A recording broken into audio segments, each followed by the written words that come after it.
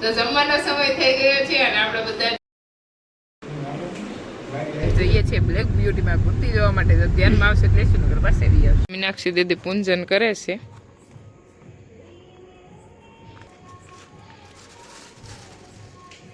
દુખણા લે છે. જય શ્રી કૃષ્ણ, જય માં મોગલ, હરે મહાદેવ. કેમ છો બધા? મજામાં જશો? નવા બ્લોગમાં તમારું હાર્દિક હાર્દિક સ્વાગત છે. તો અત્યારે આપણે પહોંચી ગયા છીએ સુરત અને આપણું થોડું બ્રાન્ડિંગનું કામ ચાલુ હતું એટલે એક દિવસ માટે સુરત આવ્યા છીએ. તો અત્યારમાં છે આપણે પૈના ઘરે અને ચાલો તો હું આગળ બતાવીશ કે બધા શું કરે છે. ભાઈ આપણે પહોંચી ગયા છીએ સુરતમાં સવારમાં અને જો પ્રકાશભાઈ અને હું અત્યારમાં જઈએ છીએ બેસવા માટે કે આજે ને આજે આપણે બને ને ત્યાં સુધી આજે સુરત જવાનું છે. આપણા કાકાના ઘરે અને કંઈ ઘરે બધે જવાનું છે. એ પહેલાં બધું કામ બતાવી.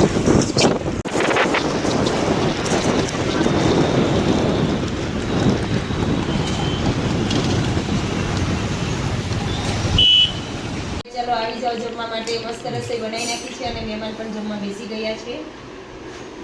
રસોઈમાં તમે જોઈ શકો છો શું શું છે આજે. એકદમ સિમ્પલ ને સાદું ભોજન. નહીં, મસ્ત બન્યા છે. જમવા માટે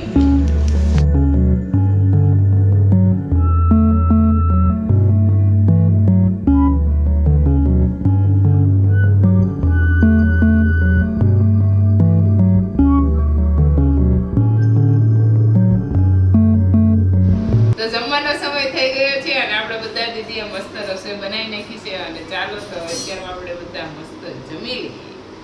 અને નીતિનભાઈ જો જમવા માટે બેસી ગયા છે અને આપણી પ્લેટ પણ રેડી થઈ ગઈ છે અને હવે અમે જમી લઈએ. નહીં સંગુ?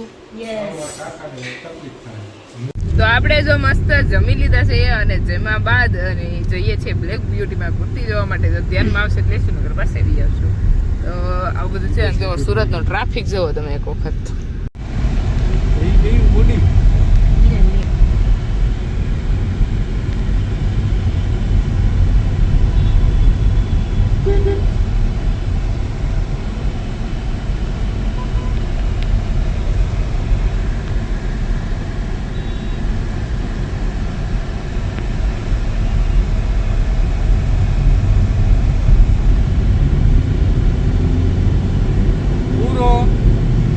અત્યારમાં સુરત થી નીકળી ગયા છીએ અને પ્રકાશભાઈ કરે છે ડ્રાઇવિંગ. અને હવે ફાઇનલી ગાઈઝ આપણે એક દિવસ માટે જ આવેલા હતા. જે પણ કામ હતા એ આપણું પૂરું થઈ ગયું છે અને હવે જઈએ ઘરે અને ઘરે જઈને પણ કામની બગડાસટી બોલવાની છે.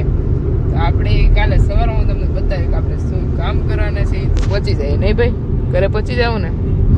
યસ. તો કરી દેતે હમ સુરત કો ટાટા.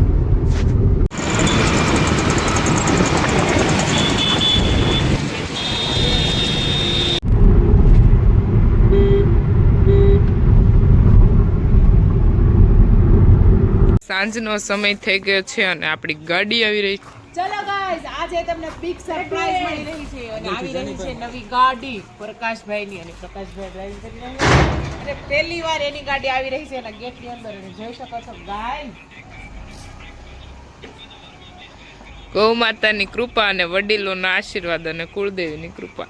કોરી ગાડી હનુમાન દાદાની કૃપા અને ગૌ માતાની કૃપા. અને સૌથી શરૂઆત તમે ગૌ માતાથી જોઈ શકો છો કારણ કે ગાડીની આગળ ગૌ માતા.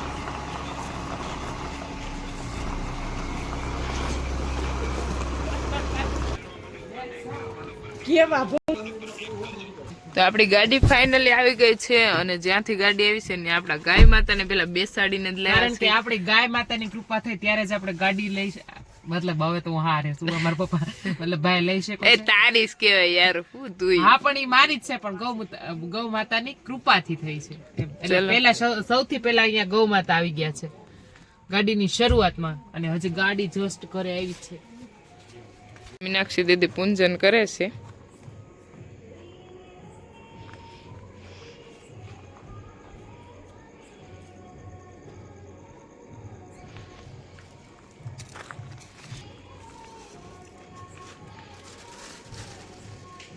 દુખણા લે છે.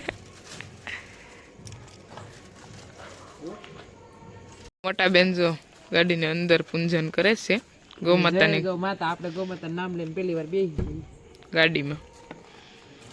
અહીંયા ચાલશે ને? અહીંયા કદન 5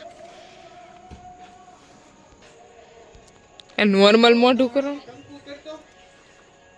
હવે ઉસીને પગલાં પાડવાનું છે